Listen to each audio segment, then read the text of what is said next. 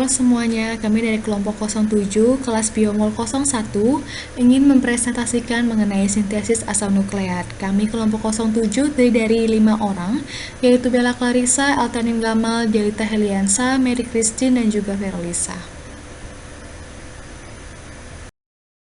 Sebelum kita membahas mengenai sintesis asam nukleat, ada baiknya kita mengerti dulu apa itu asam nukleat. Asam nukleat merupakan suatu polinukleotida, yaitu polimer linear yang tersusun dari monomer-monomer nukleotida yang berikatan melalui ikatan fosfodiester.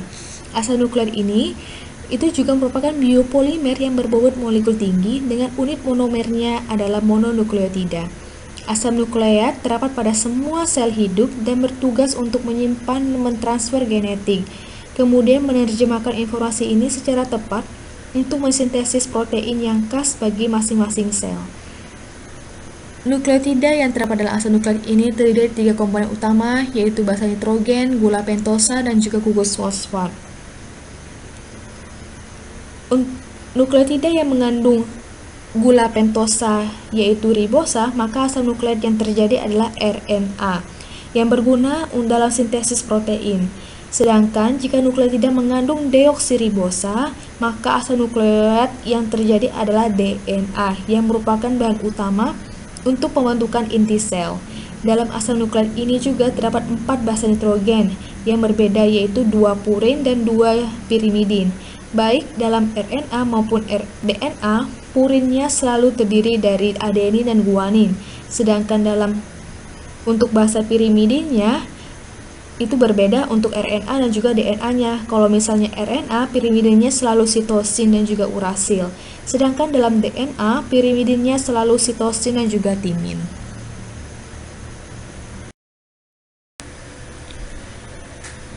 Membahas mengenai sintesis asam nukleat, kami membaginya menjadi 6 subpokok bahasan, yaitu yang pertama adalah sintesis nukleotida purin, yang kedua adalah sintesis nukleotida pirimidin, yang ketiga adalah sintesis DNA, yang keempat adalah sintesis RNA, yang kelima adalah transkripsi untuk sel eukariotik dan juga prokariotik, dan yang keenam adalah translasi untuk sel prokariotik dan juga eukariotik.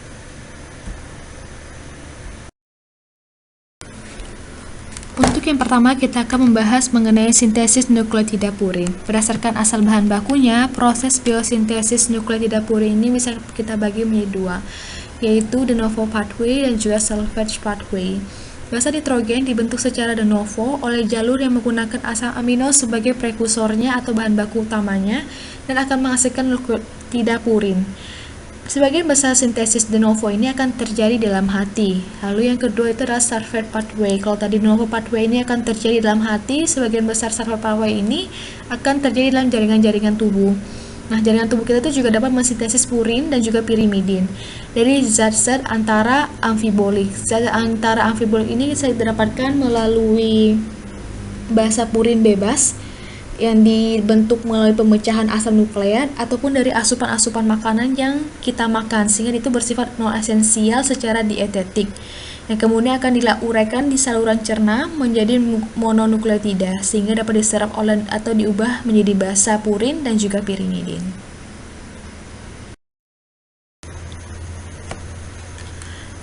Lalu kita akan membahas mengenai sintesis purin, de novo pathway. Nukleotida purin pertama yang dibentuk oleh jalur ini adalah inosin monofosfat atau IMP. Purin memiliki struktur utama secara umum adalah sebagai berikut. Nukleotida purin ini mengandung basa hiposantin yang disatukan oleh ikatan N-glikosidat dari nitrogen, 9 cincin purin ke karbon 1 pada ribosa. IMP ini berfungsi sebagai senyawa utama pembentukan untuk kedua nukleotida AMP dan juga GMP yang merupakan inti utama dari purin. AMP itu singkatan dari adenosin monofosfat, itu berasal dari IMP melalui penambahan sebuah gugus amino dari aspartat ke karbon 6 cincin purin dalam reaksi yang memerlukan GTP. Sedangkan GMP itu merupakan singkatan dari guanosin monofosfat. Itu berasal dari IMP melalui pemindahan sebuah gugus amino dari amida glutamin ke karbon 2 cincin purin. Berikut merupakan pengontrolan dari proses biosintesis purin. AMP, GMP, dan IMP dalam biosintesis purin itu merupakan inhibitornya. Artinya apa?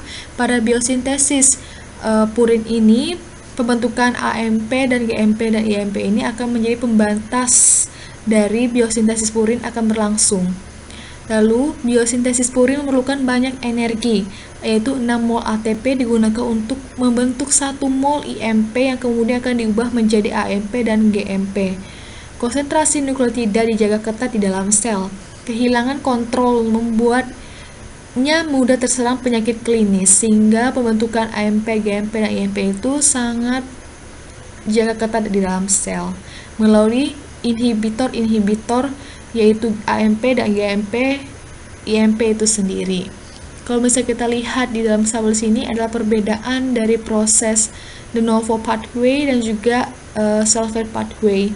Bisa kita lihat di sini untuk de novo pathway-nya itu melalui proses-proses yang panjang pembentukan IMP, lalu kemudian dari IMP akan dibentuk menjadi AMP dan juga GMP.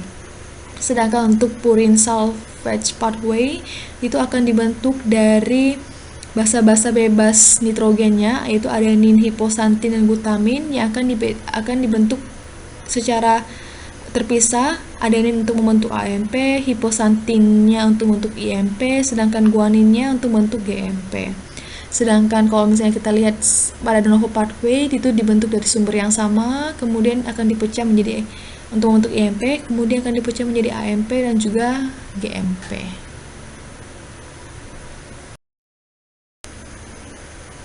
Berikut merupakan tahapan-tahapan dalam sintesis purin melalui jalur de novo.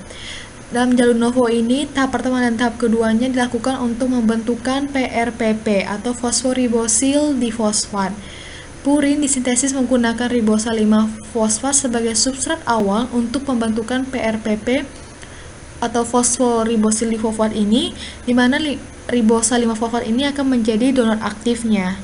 Nah, pembentukan PRPP ini sangat penting karena PRPP ini merupakan penyedia bahan baku atau bahan dasar dalam biosintesis purin ini. Lalu tahap selanjutnya adalah tahap ketiga, pembentukan IMP atau inosin monofosfat. PRPP ini kemudian akan diubah menjadi IMP inosin monofosfat ini yang mana nantinya IMP ini akan diubah lagi menjadi AMP dan GMP yang merupakan bahan utama atau struktur utama dari purin ini. Berikut merupakan tahapan dari pembentukan IMP atau inosin monofosfat. Untuk lebih mudahnya dalam memahami pembentukan IMP atau inosin monofosfat, maka pembentukan IMP atau inosin monofosfat ini akan dijelaskan melalui diagram sebagai berikut ini. Tahap pertama dalam pembentukan IMP ini adalah gugus amino dari glutamin akan menempel pada C1 dari PRPP menghasilkan 5-fosforibosilamin atau singkat sebagai PRA. Penambahan 3 atom dari glisin akan membentuk GAR. Gugus amino dari glisin diformulasi oleh N10-formitetrahidrofolat akan membentuk F-GAR. Kemudian F-GAR ini akan ditambahkan dengan glutamin, di mana glutamin ini akan memberi nitrogen pada F-GAR menghasilkan F-GAM. F-GAM mengalami dehidrasi dan penutupan cincin menghasilkan cincin imidazol yang terdiri dari 5 atom. Ini merupakan inti dari basa purin. Reaksi dehidrasi ini menghasilkan 5-aminomidazol ribonukleotida atau disebut sebagai AIR. Penambahan gugus karboksil dari bikarbonat akan menghasilkan N5-karbosiminoidazol ribonukleotida atau N5-CAIR. Kemudian akan terjadi penyusunan atom sehingga gugus karboksilat berpindah ke posisi 4 dari cincin imidazol. 5-aminomidazol ribonukleotida langsung dikarboksilasi menjadi karboksiamino imidazol ribonukleotida dalam satu langkah. Selanjutnya, aspartat akan memberikan gugus amino ke CAIR sehingga terbentuk karboksamin N-succinyl 5-aminomidazol 4-ribonukleotida atau disebut sebagai SAICAR. Pembentukan ikatan amida ini akan diikuti dengan eliminasi rantai karbon dari aspartat dalam bentuk fumaratnya. Maka akan terbentuklah aikar. Gugus formil kedua ditambahkan dari N10 formil tetrahidrofolat akan mengubah aikar ini akan menjadi 5 formamidazol 4 karboksiamino ribonukleotida atau yang sebagai F-aikar. Akhirnya, terjadi reaksi penutupan cincin yang kedua kalinya. Akan terbentuk derivat purin yang pertama yaitu IMP atau inosin monofosfat atau disebut sebagai juga asam inosinik, yaitu derivat dari hiposantin atau 6-oksipurin. Sedangkan AMP dan GMP diturunkan dari IMP kemudian. Tahap selanjutnya adalah tahap keempat, yaitu adalah pembentukan AMP atau adenosin monofosfat dan juga GMP atau guanosin monofosfat dari IMP.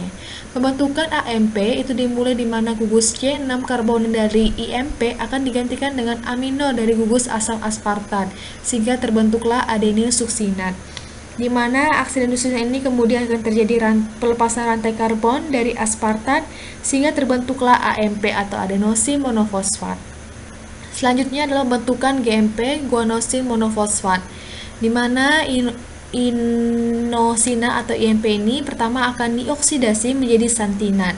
Yang selanjutnya C2 pada gugus karbonnya akan digantikan dengan gugus amino. Sehingga penambahan gugus amino dari glutamin ini diikuti dengan pemisahan ATP menjadi AMP tambah PPI, sehingga terbentuklah GMP atau guanosin monofosfat. Selanjutnya akan dibahas mengenai sintesis purin melalui jalur salvage atau salvage pathway. Salvage pathway ini disebut juga sebagai jalur penghematan, yaitu jalur pembentukan nukleopurin melalui basa purin bebasnya, yaitu ada adenin, hiposantin, dan juga guanin. Dimana kalau misalnya hiposantin ini adalah dasar dari pembentukan IMP, adenin untuk pembentukan AMP, sedangkan guanin ini untuk pembentukan GMP. Ini semuanya didapat dari pemecahan asam nukleat atau juga bisa secara non-esensial, yaitu dari asupan makanan. Basa purin bebas, adenin, guanin, dan hiposantin ini dapat diubah kembali menjadi bentuk nukleotidanya masing-masing.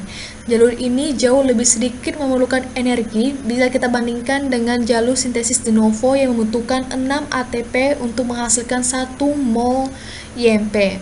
Reaksi ini sangat diperlukan di beberapa sel, yaitu di eritrosit, sel PMN atau polimorfonuklear, dan juga sel saraf. Jalur ini tidak melalui zat-zat perantara seperti pada jalur de novo. Basa purin bebas, adenin, guanin, dan hiposantin berkondensasi dengan PRPP untuk membentuk prekursor nukleoida purin dari asam urat.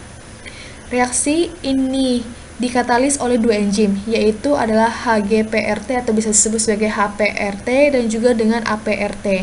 HGPRT ini singkatan dari hiposantin guanin fosforibositransferase, sedangkan APRT ini adalah adenin fosforibositransferase. Enzim HPRT ini akan digunakan pada sintesis IMP dan juga sintesis GMP, sedangkan enzim APRT ini akan digunakan dalam sintesis adenin.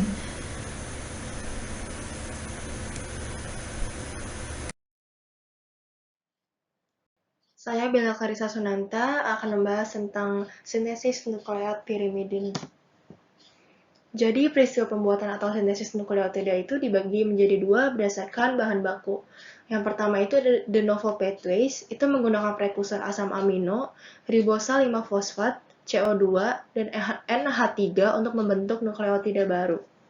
Yang kedua itu salvage pathways, merupakan proses daur ulang dari nukleotida yang dilepaskan dari pemecahan asam nukleat. Yang pertama itu de novo pathways.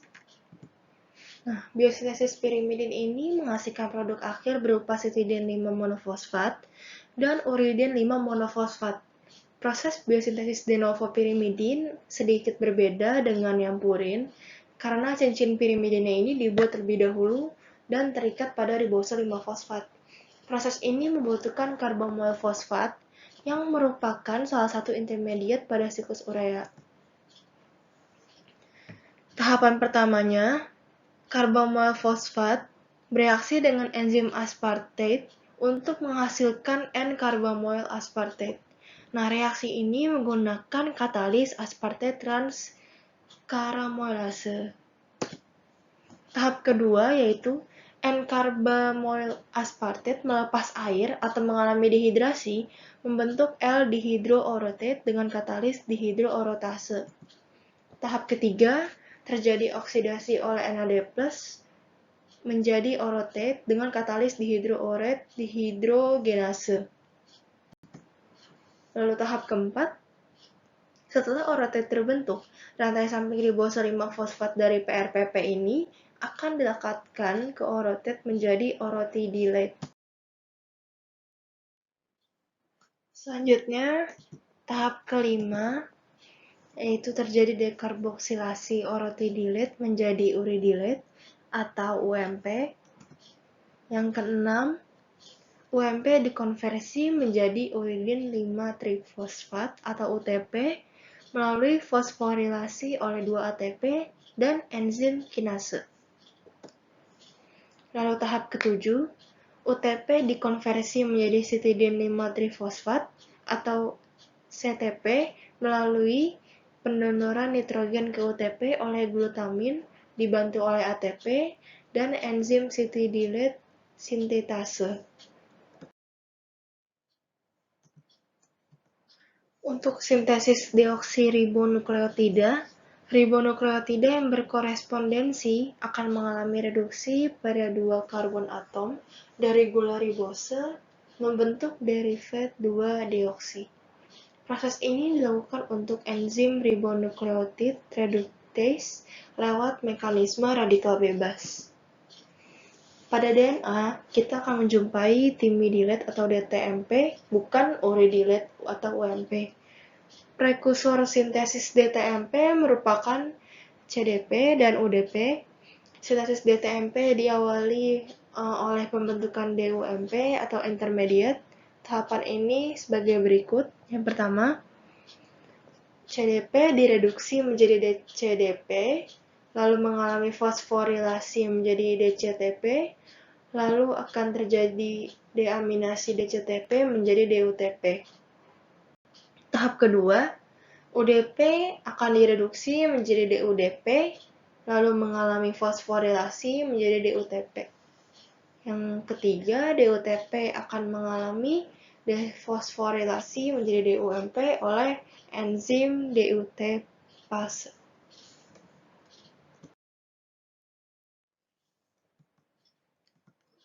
Setelah itu, DUMP dikonversi menjadi DTMP dengan katalisis timidilate sintase. Berikut tahapan konversinya dari DUMP menjadi DTMP.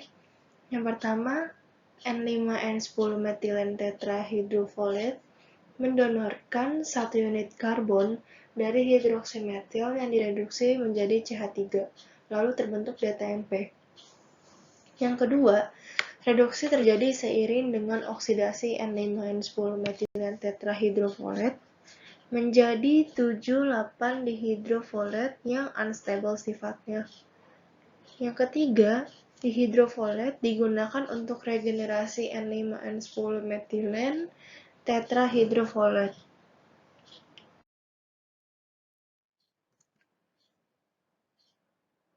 Lalu ini yang bahasan kedua, salvage pathways. Nah, degradasi pirimidin ini mengarah ke produksi NH4+. Tahapannya sebagai berikut. Yang pertama, NH4+ dan karbon dioksida masuk ke siklus urea.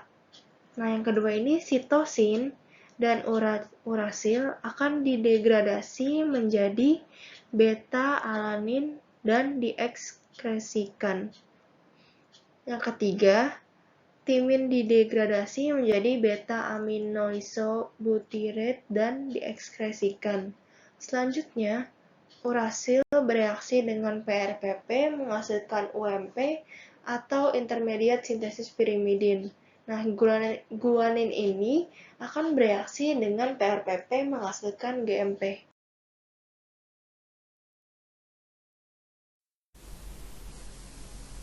Perkenalkan, nama saya Julita Helianisa.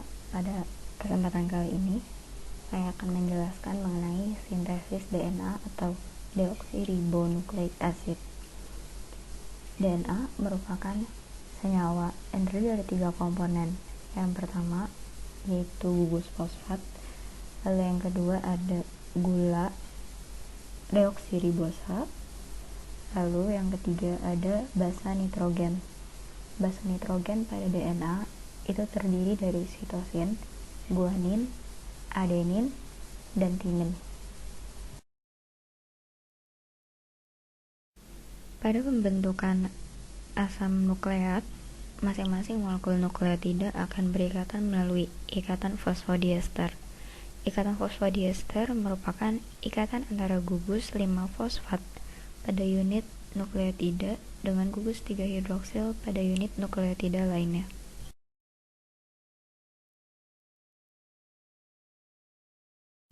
Sintesis DNA disebut juga proses replikasi DNA. Replikasi DNA itu proses yang sifatnya semi-konservatif, di mana masing-masing untayan DNA itu berperan sebagai cetakan untuk sintesis untayan baru, sehingga menghasilkan 2 molekul DNA.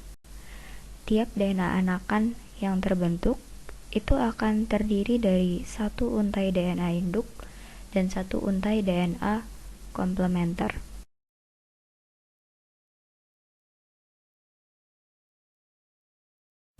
Pada proses replikasi DNA terdapat beberapa komponen utama yang terlibat.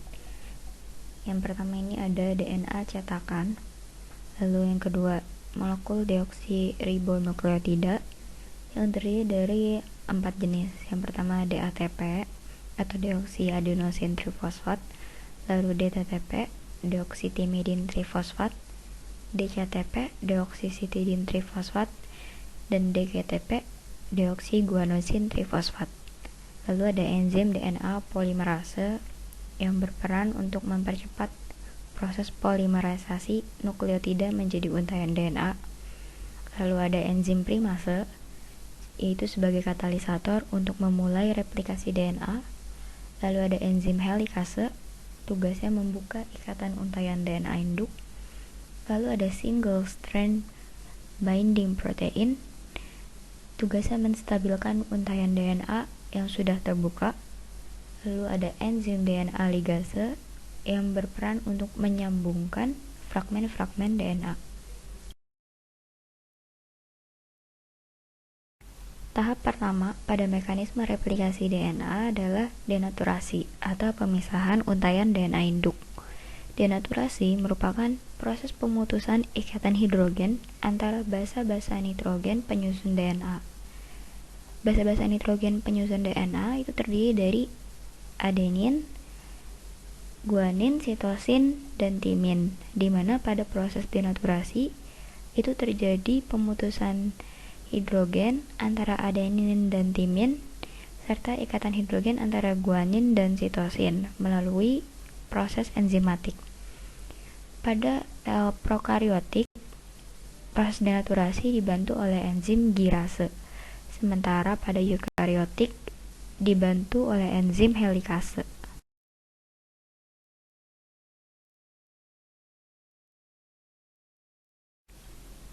Tahapan selanjutnya adalah inisiasi.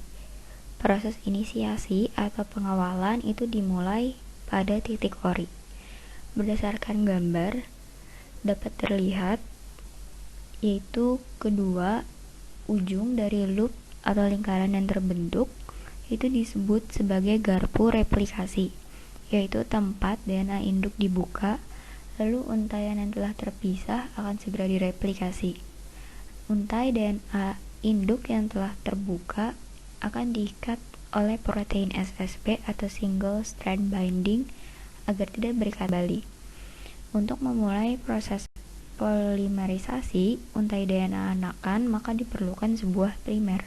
Primer itu adalah molekul yang digunakan untuk mengawali proses polimerisasi untai DNA baru. DNA primer itu terdiri dari untaian 10-12 nukleotida yang disintesis oleh RNA polimerase. DNA primer yang telah terbentuk itu akan menempel pada DNA indukan.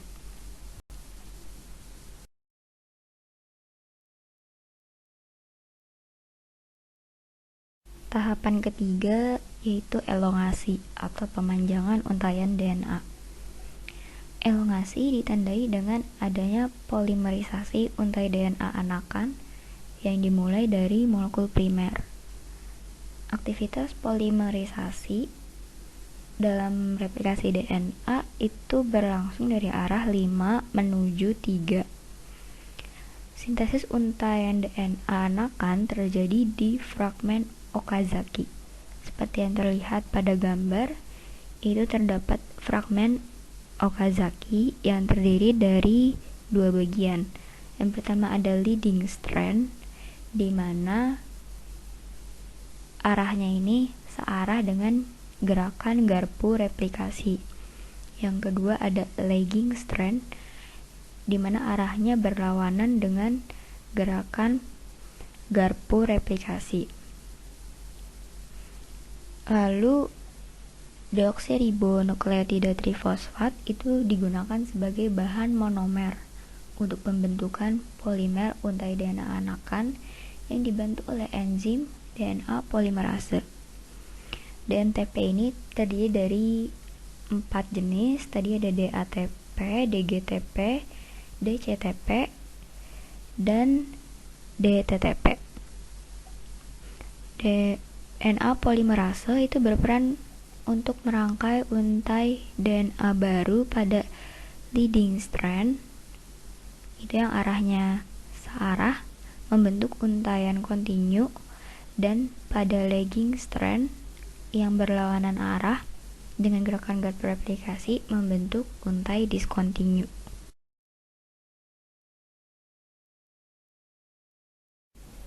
Untaian DNA anakan yang telah terbentuk dari DNTP itu akan membentuk pasangan basa dengan nukleotida komplementer pada DNA cetakan. Pada gambar yang tertera di sini adenin akan berikatan dengan timin, di mana akan terbentuk ikatan ester serta terjadi pelepasan pirofosfat. Pelepasan pirofosfat dan pemutusan selanjutnya oleh pirofosfatase itu akan menghasilkan energi, sehingga proses polimerisasi itu akan terus berlanjut.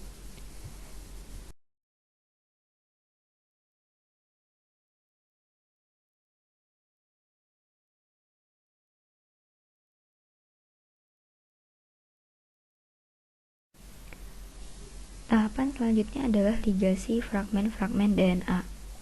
Seperti yang terlihat pada gambar, bagian RNA primer pada fragmen Okazaki atau disimbolkan dengan garis berwarna hijau akan didegradasi oleh enzim DNA polimerase 1 sehingga terbentuk fragmen.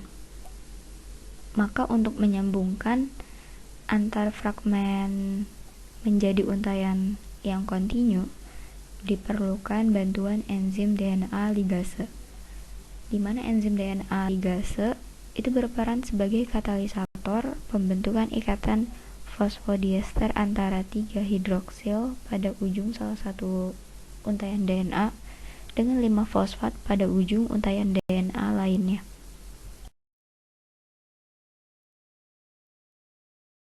Tahapan terakhir dari replikasi DNA adalah proses terminasi. Replikasi DNA akan berakhir saat kedua garpu replikasi itu bertemu di satu titik yang disebut sebagai titik terminasi atau titik pengakhiran. Replikasi DNA akan memisahkan garpu replikasi yang berlawanan arah dan akan menghasilkan kromosom lengkap yang bergabung yang disebut sebagai catenans. Catenans dapat dipisahkan dengan bantuan enzim topoisomerase 4 sehingga akan terbentuk 2 double helix atau 2 molekul DNA.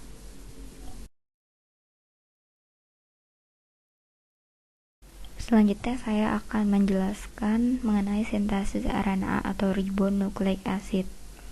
Molekul RNA merupakan senyawa single helix yang terdiri dari 3 komponen. Yang pertama ada gula ribosa, yang kedua gugus fosfat, yang ketiga basa nitrogen, di mana basa nitrogen pada RNA terdiri dari sitosin, guanin, adenin, dan urasil.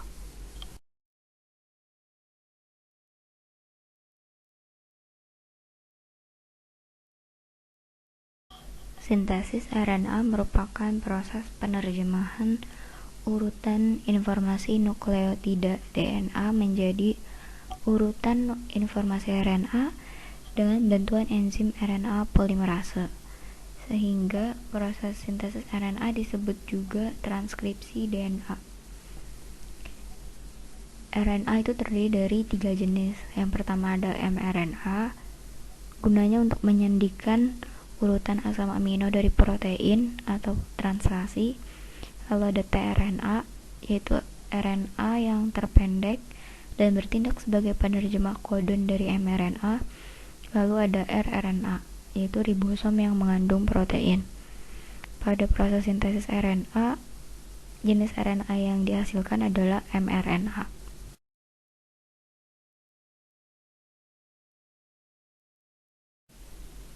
Tahap pertama dari sintesis RNA adalah inisiasi.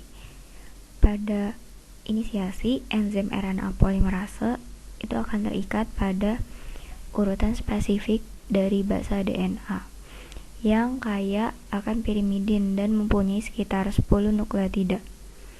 Tempat melekatnya enzim RNA polimerase disebut sebagai promoter.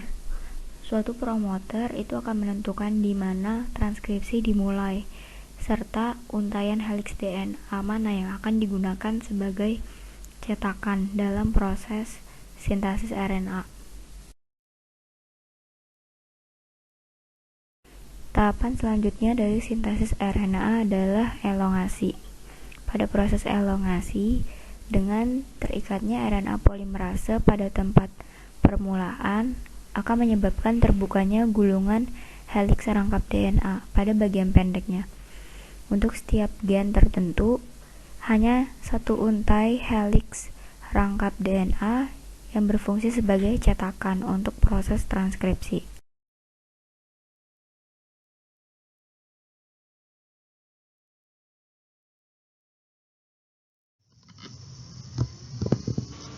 Selanjutnya, perkenalkan, nama saya Ultan Gamal.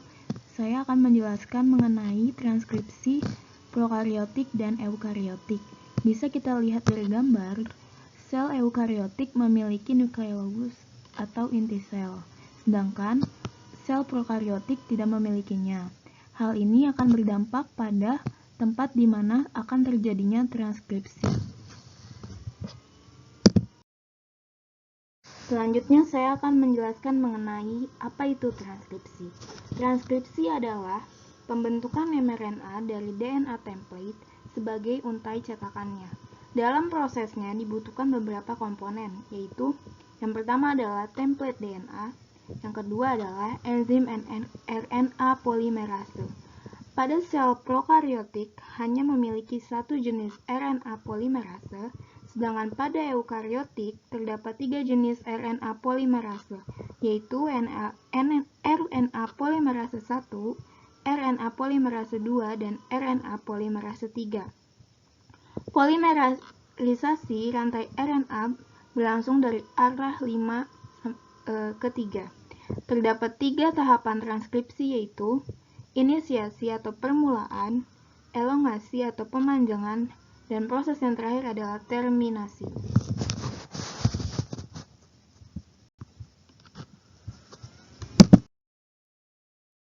Selanjutnya, pada enzim RNA polimerase pada prokariotik tentu berbeda dengan eukariotik, karena pada eukariotik terdapat 3 jenis RNA polimerase.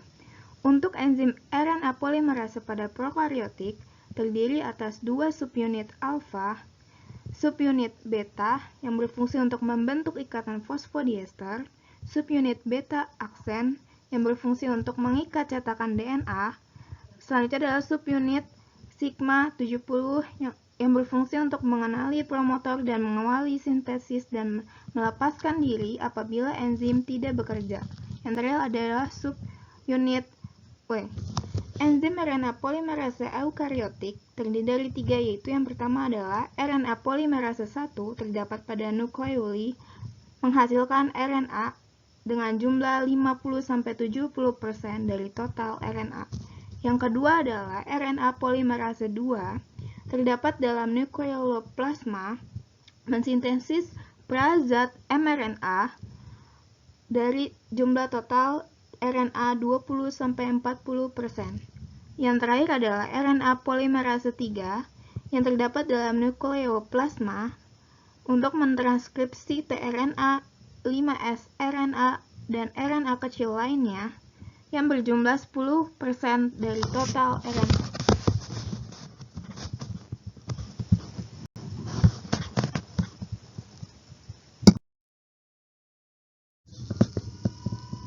Transkripsi prokariotik terjadi di dalam sitoplasma. Proses ini diawali dengan proses tahap inisiasi. Pada tahap inisiasi, RNA polimerase akan mengenali bagian DNA yang mengandung susunan basa tertentu pada bagian yang kita biasa sebut dengan promotor. Faktor pengikat RNA polimerase pada prokariotik merupakan faktor sigma.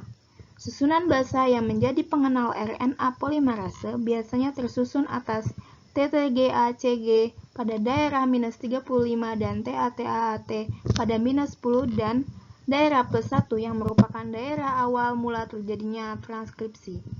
Ikatan hidrogen molekul DNA pada bagian promotor mulai terbuka membentuk struktur promotor kompleks.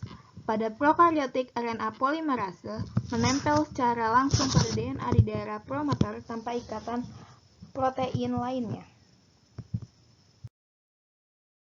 Selanjutnya adalah tahapan elongasi, di mana setelah RNA polimerase terikat pada promotor dan membuka untai DNA, maka dimulailah proses ini.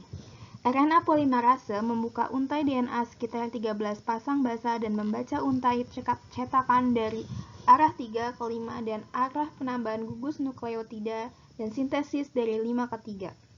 Pada tahapan elongasi dibutuhkan peranan dari ATP, CTP, GTP, UTP yang akan berikatan dengan basa yang sesuai dengan basa pada template DNA. Proses elongasi terjadi terus pada bagian coding site DNA. Selanjutnya adalah tahapan terakhir, yaitu terminasi. Terjadi pada bagian DNA terminator yang akan menentukan titik pemberhentian proses transkripsi dalam template DNA dan RNA, maka akan terlepas dari DNA pada tahapan ini. Seperti inisiasi, pada tahap terminasi terdapat daerah yang mengandung basa tertentu yang menjadi faktor terjadinya terminasi, yaitu adanya susunan basa polyadenin yang akan dikenali oleh enzim nose A, dan ada juga protein yang akan membantu melepaskan RNA dari DNA, yaitu protein Rho. Pada prokariotik, dari tahap transkripsi akan dilanjutkan ke tahap translasi, tetap pada sitoplasma, dan produk primer hasil transkripsi DNA dapat berlangsung secara langsung berfungsi untuk proses selanjutnya, yaitu translasi. Selanjutnya adalah transkripsi pada eukariotik. Pada eukariotik, transkripsi terjadi di dalam inti sel atau nukleus. Proses pertama diawali dengan inisiasi. Pada tahap inisiasi, RNA polimerase akan mengenali bagian DNA yang mengandung susunan basa tertentu pada bagian yang biasa kita sebut dengan promotor. Faktor pengikat RNA polimerase pada eukariotik merupakan faktor transkripsi. Untaian DNA akan terbuka yang selanjutnya akan memasuki tahapan elongasi. Selanjutnya merupakan tahap elongasi, di mana tahap ini merupakan tahap proses polimerisasi nukleotida bebas yang terjadi sepanjang coding site DNA. Selanjutnya, pada daerah terminator akan terikat protein Rho sebagai tanda bahwa proses transkripsi harus diakhiri. Tahap terakhir adalah terminasi, sama dengan prokariotik, namun pada eukariotik, proses ini sedikit berbeda. Enzim RNA polimerase yang terikat pada DNA, daerah terminator kemudian akan melepaskan diri, sehingga membentuk kedua untaian DNA akan kembali berpilin membentuk kompleks helix. Perbedaan ini terjadi pada eukariotik karena pada proses ini akan dihasilkan pre-mRNA yang terdiri dari segmen ekson dan segmen intron. Segmen ekson merupakan segmen yang berfungsi untuk mengkode untuk proses sintesis protein, sedangkan segmen intron tidak digunakan untuk mengkode proses sintesis protein.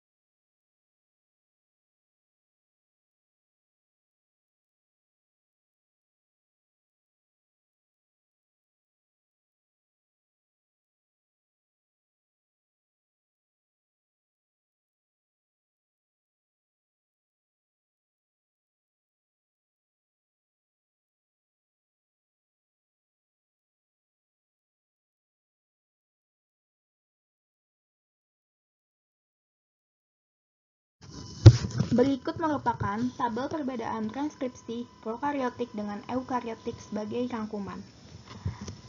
Menurut aspek dari sisi promotor, prokariotik tidak terdapat perbedaan, sedangkan eukariotik RNA polimerase 2 memiliki dua bagian promoter, yaitu promoter inti dan promoter peraturan.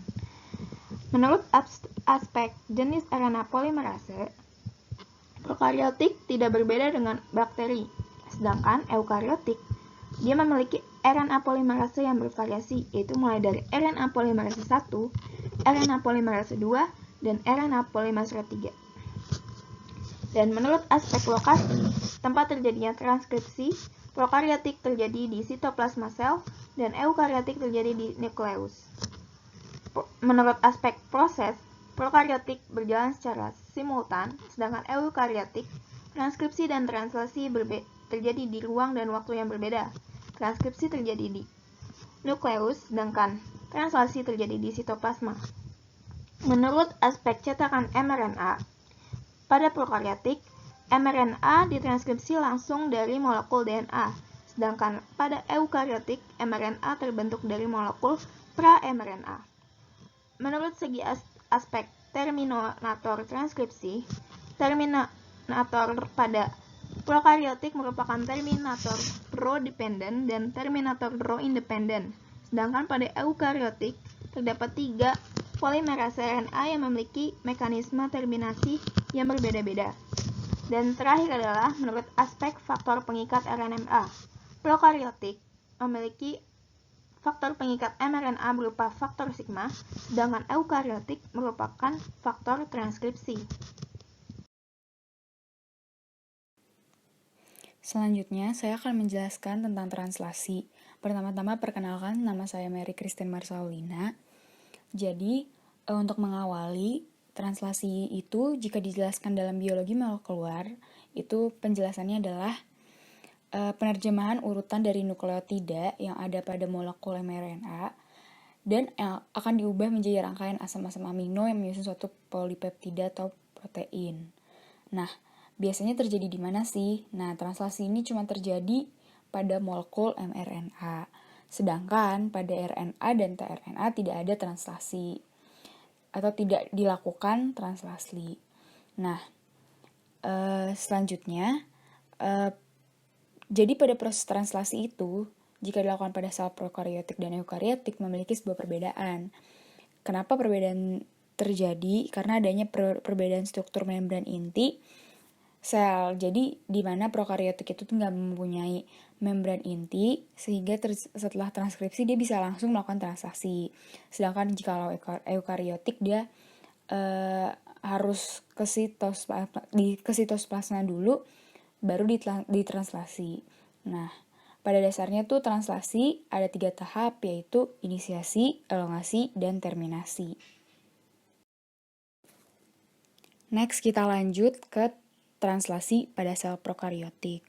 Nah, pada umumnya tuh translasi ini terjadi sebelum transkripsi selesai sempurna. Jadi, terlaksananya tuh hampir berbarengan atau serentak.